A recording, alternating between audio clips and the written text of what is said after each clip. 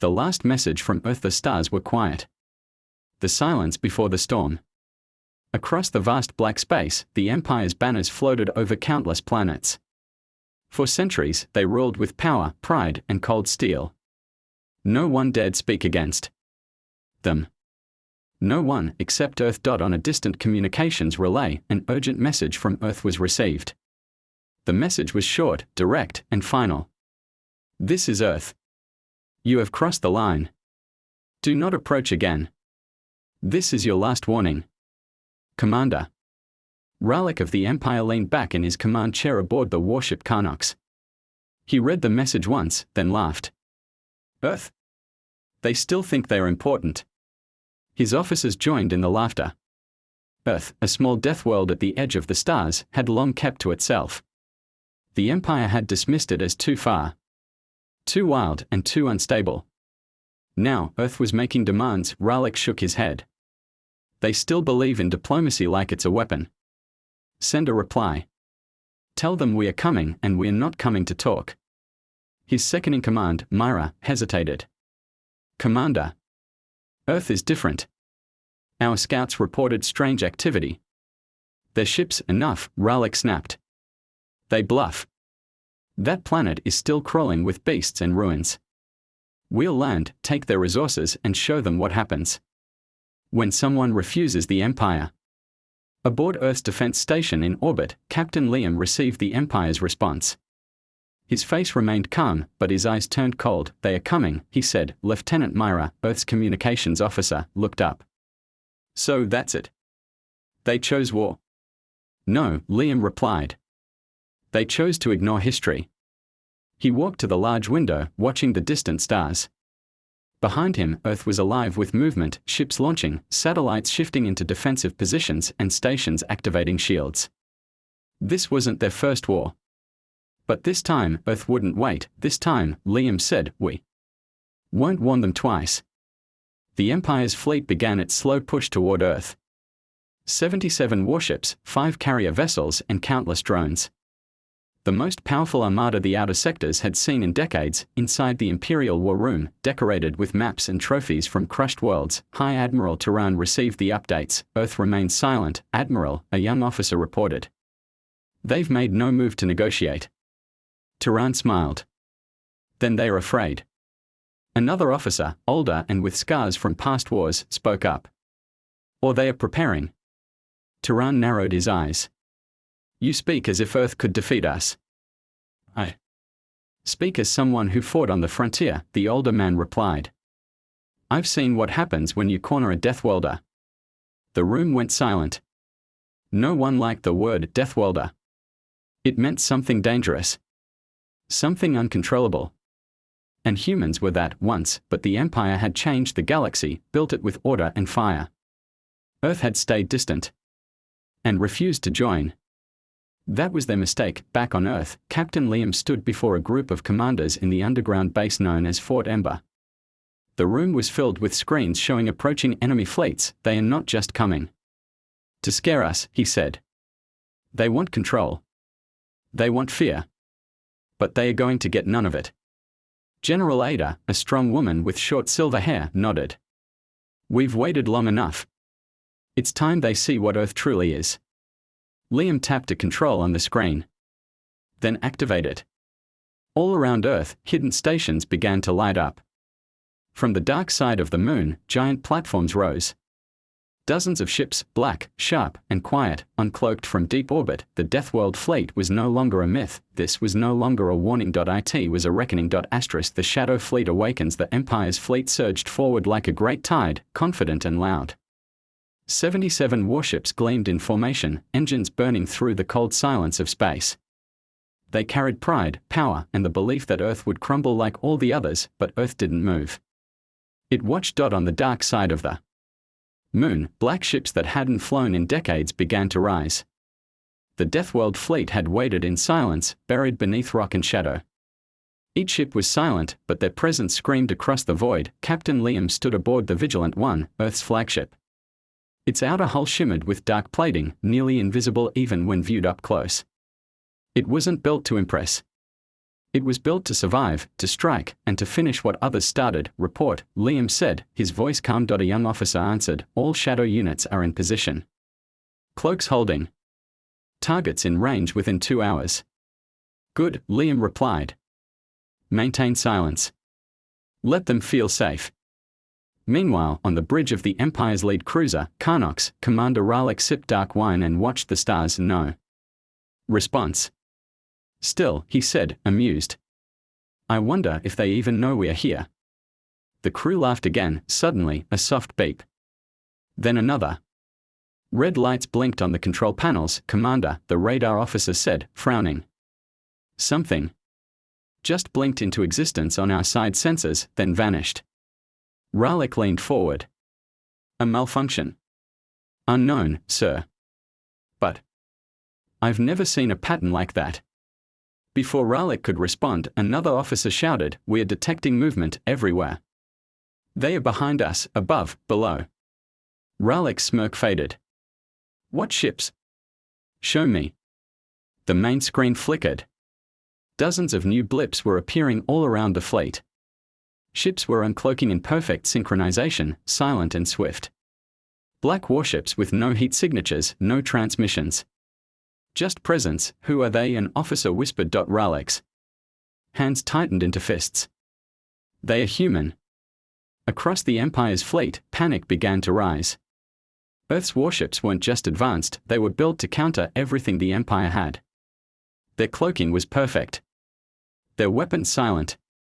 Their movements calculated. On the Vigilant One, Captain Liam gave the command, engage. In a breath, Earth's fleet moved. The black ships shot forward like blades through water, slicing through the Empire's outer line. The first Imperial cruiser exploded before it could even raise shields. The Empire's formation collapsed in seconds. On the Karnox, Ralek stared at the battlefield, now a storm of fire and debris. How? He muttered. How did they build all this without us knowing? One of his officers shouted, multiple ships down. They are targeting communication relays. We are being cut off, sector by sector. Myra, the second in command, grabbed the edge of the console. Sir, we need to retreat. Ralek didn't speak. His pride was drowning in reality. Earth had warned them. Earth had waited. And Earth had prepared. Back on Earth, inside Fort Ember, General Ada watched the chaos unfold on the screen. They didn't expect a death world to strike like this, she said. They never do, Liam replied. They thought they were the apex. Ada nodded. Now they know what happens when you ignore a final warning. As Earth's fleet drove deeper into the enemy armada, one thing became clear: the Empire was no longer in control. Earth wasn't here to talk, to negotiate, or to ask. They had spoken once and been ignored. Now they answered with fire. No way to run. The Empire's fleet was in full retreat, but space offered no cover. As the Karnox led what was left of the armada through Sector 5, black streaks followed behind them like ghosts. The Deathworlder fleet didn't shout, didn't warn, and didn't miss. Their weapons were precise. They struck with brutal calm, like wolves among sheep. Inside the Karnox, Commander Ralek barked orders, redirect power to rear shields. Prepare hyperjump. We can't, an officer cried. Their ships are jamming our drives. Every escape path is locked. Ralek's fist slammed down on the console. Then turn and fight. But the moment the Karnox rotated, 3 Earth warships appeared, one above, one below, and one directly ahead. No sound. No blinking lights. Just silent judgment. Ralek froze. They hadn't just outgunned the Empire. They had outplanned them. Every move the Empire made had already been calculated. Sir, incoming message, an officer whispered. Ralek blinked. From Earth? No. From their lead ship. Audio only. Ralek swallowed hard. Play it. The voice that came through was deep and calm. Human. This is Captain Liam of the Vigilant One. Your warning was delivered. Your decision was made. Now, this ends. No threats. No demand for surrender. Just finality. Ralek stood still for a moment. Then said softly, we should have listened. Back on Earth, in Fort Ember's command center, General Ada watched the feed of collapsing enemy formations. Her expression was grim. "How many ships are left?" she asked. A young officer answered, 12 warships remain functional. 5 are attempting blind escape routes. Ada nodded. Let them run. Let the galaxy see what Earth does when it's ignored. In orbit, Earth's shadow fleet moved like a gnat. They weren't chasing victory, they were delivering a message. The Empire had believed Earth was just another world. Just another bark with no bite, but Earth was never part of the Empire for a reason. They didn't believe in power through fear. They believed in restraint. In giving fair warning, but when that warning was ignored, humanity responded with overwhelming force. Aboard the Vigilant One, Captain Liam stood in silence. The stars around him flickered with the debris of war. Wrecked cruisers, scattered drones, twisted metal floating where once proud ships had stood. Liam turned to his officer. Any transmissions from the Empire? None. Their main relay stations have gone silent. Status of the Carnox? She's surrounded. Shields failing. Liam nodded slowly. Send one last message.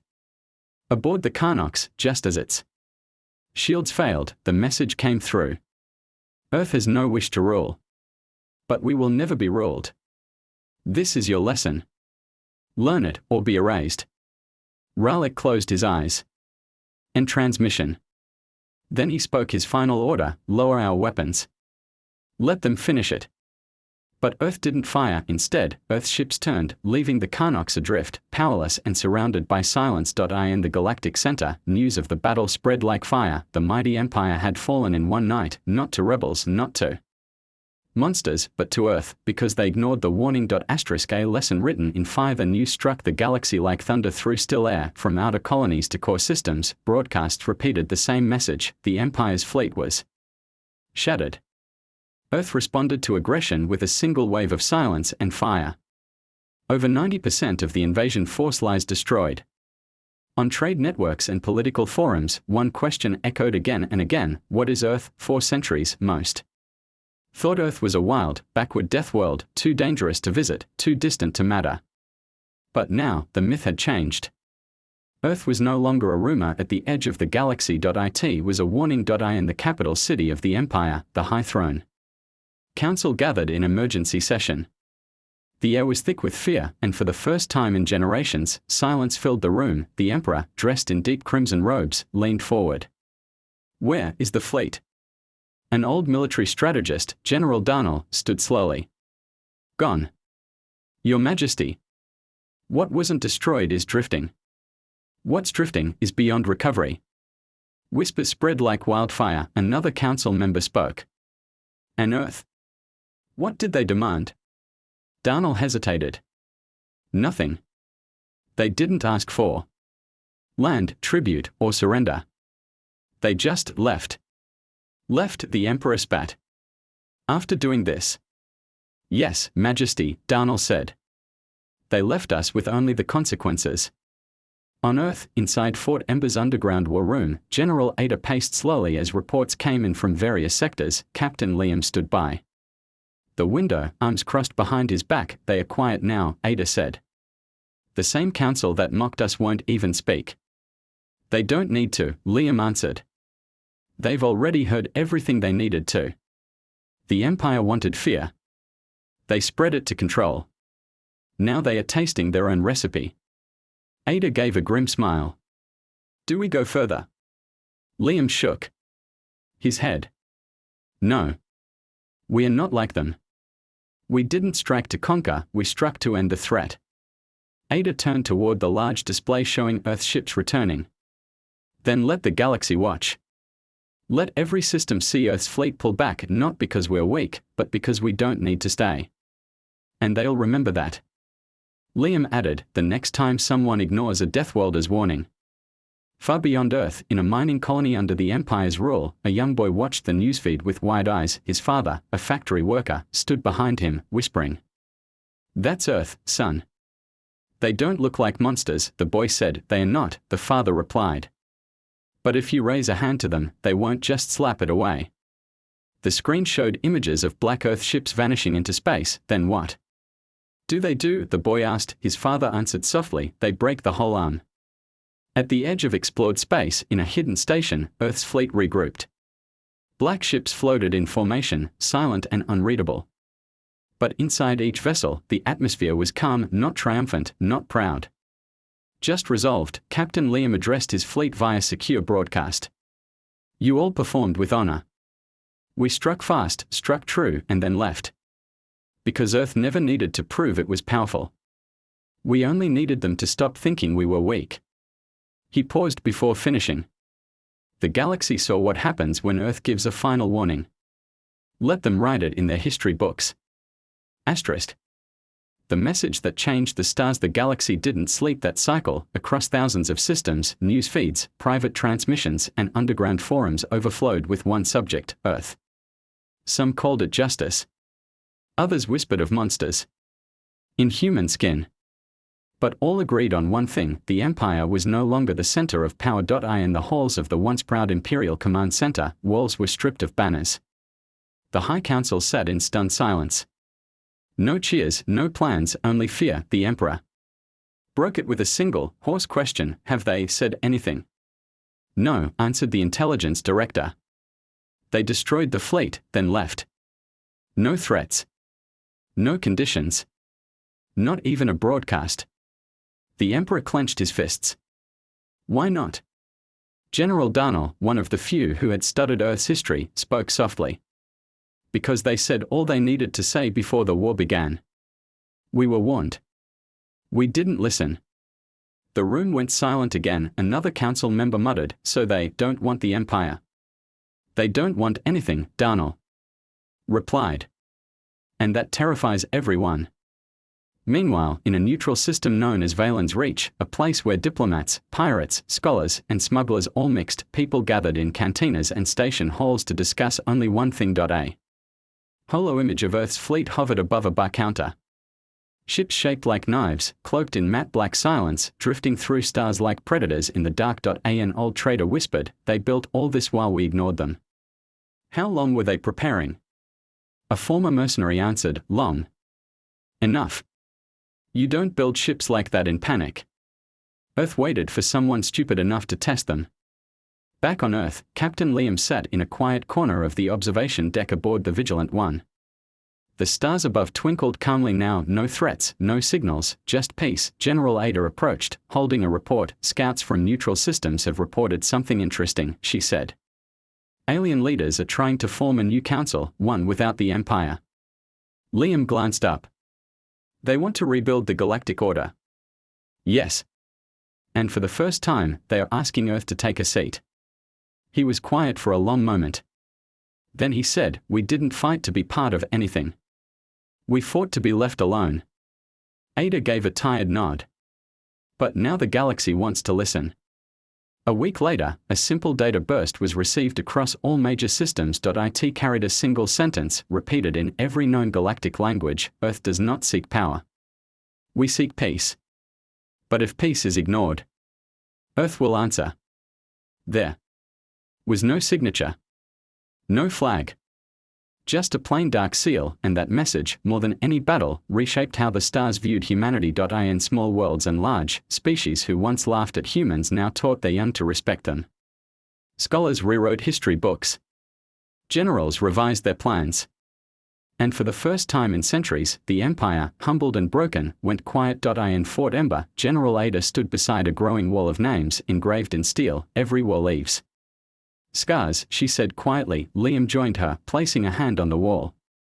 But this time, they are not just ours. Asterisk.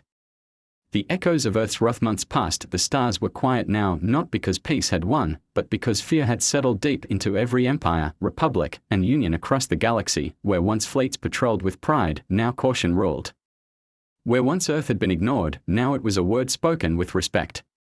Or fear. In a small alien world called Tarath Prime, classrooms changed their curriculum. Younglings who once learned about the Empire's power were now taught about the day of black silence, the day Earth's Deathworlders responded. A child raised her hand and asked, Teacher, why didn't Earth conquer the Empire? The old teacher paused, then answered, because Earth isn't like us.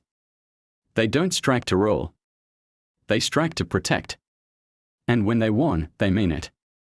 In the broken remains of the Imperial fleet, salvage crews worked in silence. Twisted ships floated like tombstones. Some escape pods were still being recovered. Weeks later, Point 1 crew from the neutral Frector Guild retrieved the shattered hull of the Carnox. Inside, they found recordings, logs that captured the final hours of the battle. Screams, commands, and finally, silence. Point 1 engineer trembled as she reviewed a video of Earth ships appearing from nowhere, surrounding the flagship like sharks circling wounded prey. They never stood a chance, she whispered. On Earth, Captain Liam stood before a global assembly. Behind him, representatives from dozens of worlds, some once loyal to the Empire, sat in silence. This wasn't a show of dominance. It was a warning, written in diplomacy. Liam's voice was calm as he spoke. Earth doesn't want to rule the stars. We want safety for our people, for our future. But let this be known to all, if another hand rises to strike us, we will not raise a shield, we will be the storm. The room remained still. No applause. No protest. Just understanding. Point 1 alien ambassador stood and said, Earth silence. Before, was mistaken for weakness. But now we know your silence is mercy. General Ada watched the scene from Fort Ember, arms crossed. An officer beside her said, they want us to lead now. Ada gave a small smile. Because they saw what we do when we don't. At the edge of known space, a new monument was built. It stood not on Earth, but on the remains of a destroyed Imperial outpost. A massive metal plate, floating among stars, engraved with Earth's message, we warned you. Every ship that passed paused, not because they were forced to, but because they remembered. Far away, in a quiet colony untouched by war, an old man sat by a fire, telling a story to his grandchildren. They came for Earth, he said softly. But Earth didn't run. Earth gave them a chance. And when that was thrown away, Earth made sure they'd never forget. Did they win? A child asked. The old man smiled. No, child.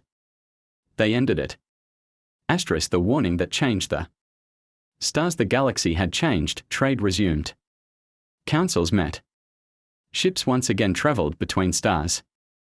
But under the surface, beneath every treaty and behind every handshake, was a quiet memory of Earth's wrath, not because Earth claimed victory, but because Earth didn't. In the ruins of the old Empire's capital, the new governing body gathered under banners of unity, not dominance. The Emperor's throne had been removed, melted down into a plaque that read, Power without wisdom leads to fire. High above, orbiting satellites still showed the scars left by Earth's fleet. Even the stars seemed quieter now. The new Chancellor, once a proud noble of the Empire, addressed the Council. We once believed Earth was distant, uncivilized, and disorganized. What we saw, what we suffered, was not the power of conquest. It was restraint.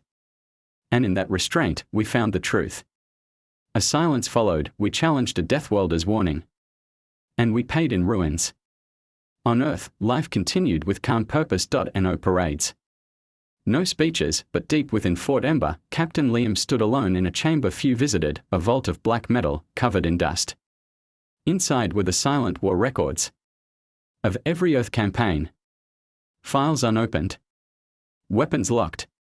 Warnings archived. General Ada joined him. They are talking about peace now, she said. They always do. After someone bleeds first, Liam replied. She nodded. Still, we stopped them. No, he corrected. They stopped themselves. We just reminded them how far we are willing to go when peace is ignored. He turned to her, eyes firm. Let's hope they never forget. Above Earth, the Deathwelder fleet returned to their cradles, black hangars hidden inside moons, asteroids, and silent stations. They didn't remain in orbit. They didn't stay on display, they went back into the shadows, because true power doesn't brag. It waits. In a far-off colony, a young alien child walked with her father. She pointed to a painted mural on a wall, a single human silhouette standing before a wave of stars. Who is that? She asked. The father looked down, his voice calm. That's a human. That's the one who gave the warning. What did they say? She asked. The father replied. They said, do not come closer. The child blinked. And what happened? The father looked toward the stars. They came anyway. And now, we remember. Across the galaxy, planets once ruled by the Empire lit candles, not for their conquerors, but for the warning that saved them from worse. A warning that had been clear. A warning that had been final. A warning that spoke for all of Earth. You were told. Now you understand. Asterisk.